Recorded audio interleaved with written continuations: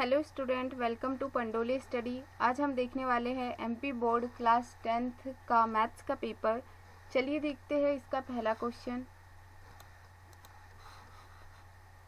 प्रश्न दिया हुआ है आपके पास, रिक्त स्थानों की पूर्ति करना है, खाली स्थान भरना है।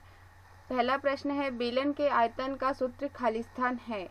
नीचे बॉक्स में आंसर दिया हुआ है मैंने आपको, तो इसमें आ जाएगा आपका πr² h। सेकंड प्रश्न है आपका, किसी प्रयोग की सभी प्रारंभिक घटनाओं की प्रायिकताओं का योग खाली स्थान है, कितना है? 1। थर्ड नंबर का क्वेश्चन है, केंद्रीय प्रवृत्ति के मापांकों में एक आनुभाविक संबंध है 3 माध्यक = बहुलक प्लस खाली स्थान, तो इसमें आ जाएगा 2 माध्य। 8 त्रिज्या वाले वृत्त का क्षेत्रफल का सूत्र खाली स्थान है, क्या है? πr²। किसी वृत्त की स्पर्श रेखा उसे खाली स्थान बिंदु पर प्रतिच्छेद करती है, एक ही बिंदु पर काटती है, मतलब प्रतिच्छेद करती है। रेखीय बहुपद ax + b का शून्य खाली स्थान है, क्या है? -b/a। किस्तों में दी गई राशि हमेशा वस्तु के नगद भुगतान की राशि से खाली स्थान रहती है, क्या रहती है? तो अधिक रहती है। अगला है, त्रिभुज की तीनों माध्यिकाएं खाली स्थान होती है, कैसी होती है? संगामी होती है। किसी वृत्त के बाह्य बिंदु से खींची गई 2 स्पर्श रेखाएं खाली स्थान होती है, तो कैसी होती है? वो बराबर होती है। 10वें नंबर का क्वेश्चन है आपका, किसी और संभव घटना की प्रायिकता खाली स्थान होती है, तो क्या होती है? वह 0 होती है। बहुपद x² + 4x + 8 के शून्यकों का योग खाली स्थान है, कितना है? -4। एक द्विघात समीकरण में बहुपद के अधिक से अधिक खाली स्थान शून्यकों हो सकते हैं, कितने हो सकते हैं? 2। समांतर श्रेणी 2, 4, 6, 8 खाली स्थान का 10वां पद खाली स्थान है, क्या है? 20। भाज्य = भाजक गुणित भागफल प्लस खाली स्थान है, क्या है? शेषफल। सभी वृत्त खाली स्थान होते हैं। सभी वृत्त कैसे होते हैं? समरूप। सभी वर्ण खाली स्थान होते हैं, सभी वर्ण भी समरूप होते हैं, ये आप ध्यान में रखिएगा। वृत्त के 2 बिंदुओं पर प्रतिच्छेद करने वाली रेखा को खाली स्थान कहते हैं, क्या कहते हैं? प्रतिच्छेद करने वाली रेखा को छेदक रेखा। एक वृत्त की खाली स्थान समांतर स्पर्श रेखाएं हो सकती है, कितनी हो सकती है? 1। 2 घनों को आपस में जोड़ने पर खाली स्थान प्राप्त होता है। 2 घनों को आपस में जोड़ने पर क्या प्राप्त होता है? तो घनाभ प्राप्त होता है। आंकड़ों में सर्वाधिक बारंबारता वाला पद खाली स्थान कहलाता है, क्या कहलाता है? बारंबारता वाला पद बहुलक। इसमें आपको सही विकल्प चुनकर लिखना है, जिसमें से आपका पहला प्रश्न है, जब a1/a2 = b1/b2 = c1/c2 हो तो समीकरण निकाय a1x + b1y + c1 = 0 तथा a2x + b2y + c2 = 0। इसमें से आपका राइट आंसर आपको बताना है। इसमें 4 ऑप्शन दिए गए हैं, जिसमें से आपका राइट आंसर हो जाएगा 4th नंबर का, के अनंतः अनेक हल होंगे, ये तो आपने पढ़ा होगा। सेकंड नंबर का है, AP/10:7:4 खाली स्थान का 10वां पद है, क्या है? खाली स्थान का 10वां पद -17। 4 नंबर का इसका राइट आंसर हो जाएगा। अगला प्रश्न है आपका, यदि एक बिंदु P से O केंद्र वाले किसी वृत्त पर PA PB स्पर्श रेखाएं परस्पर 80 अंश के कोण पर झुकी हो तो बड़ा है POA बराबर है, तो इसका राइट ऑप्शन हो जाएगा आपका फर्स्ट नंबर का 50 अंश। अगला प्रश्न देखते हैं, 4ABC और DBDE 2 समबाहु त्रिभुज इस प्रकार है कि भुजा D भुजा BC का मध्य बिंदु है। त्रिभुजों ABC और BDE के क्षेत्रफल का अनुपात है 2:1, 1:2, 4:1, 1:4, तो इसका राइट आंसर हो जाएगा 3rd नंबर का 4:1।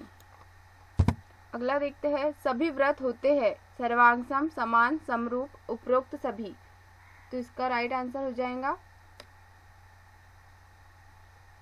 थर्ड नंबर का समरूप होते हैं सभी वृत्त। अगला देखते हैं 3 1 -1 -3 का सार्थ अंतर है -2 2 4 -4, तो इसका राइट आंसर हो जाएगा -2।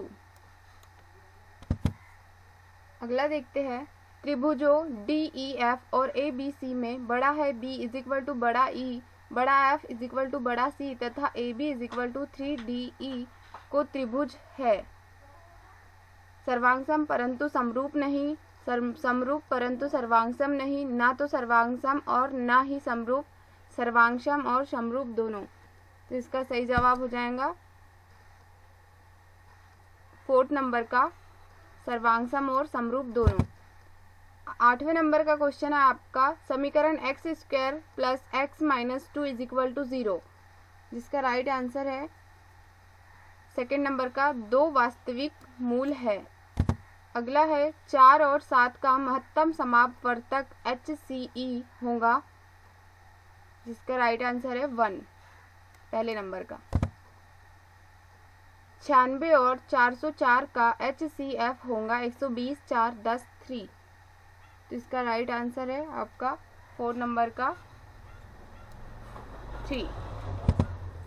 अगले प्रश्न में आपको सत्य असत्य बताना है, जिसका पहला क्वेश्चन है किसी बारंबारता बंटन में किसी वर्ग की सूची बारंबारता उस वर्ग से पहले वाले सभी वर्गों की बारंबारताओं का योग होता है, तो यह है असत्य आपका।